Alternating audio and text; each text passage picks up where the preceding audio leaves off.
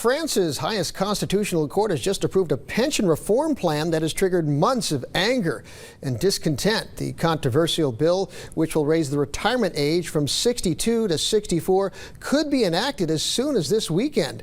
Demonstrators are already back on the streets and voicing their opposition. Fred Pleachin has more from Paris.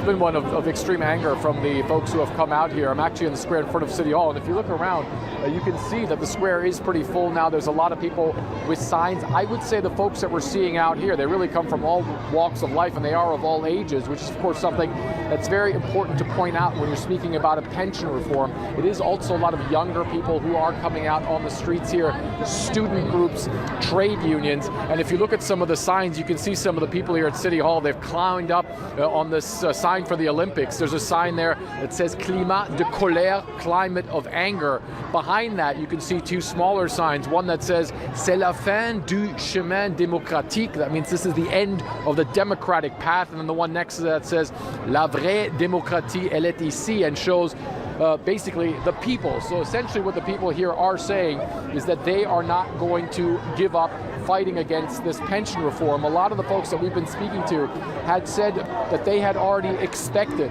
that the pension reform was going to be okayed by the Constitutional Council, but they don't see that as legitimate. They believe that the Constitutional Council essentially supports the politicians in this country, supports the government of Emmanuel Macron. Of course, we know that some of the folks who are on that council are political appointees by Emmanuel Macron. So as you can see, it is a lot of anger that is being unleashed here by a lot of people who are on the ground. And it's something that we've seen over the past couple of months.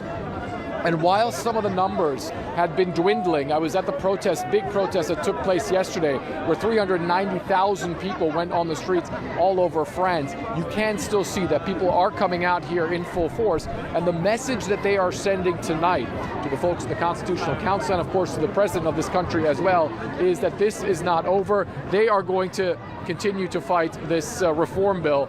Of course, the bill itself makes a lot of people very angry, but then also the way that it was pushed through by Emmanuel Macron, using some of those executive powers and essentially bypassing large parts of the legislative process.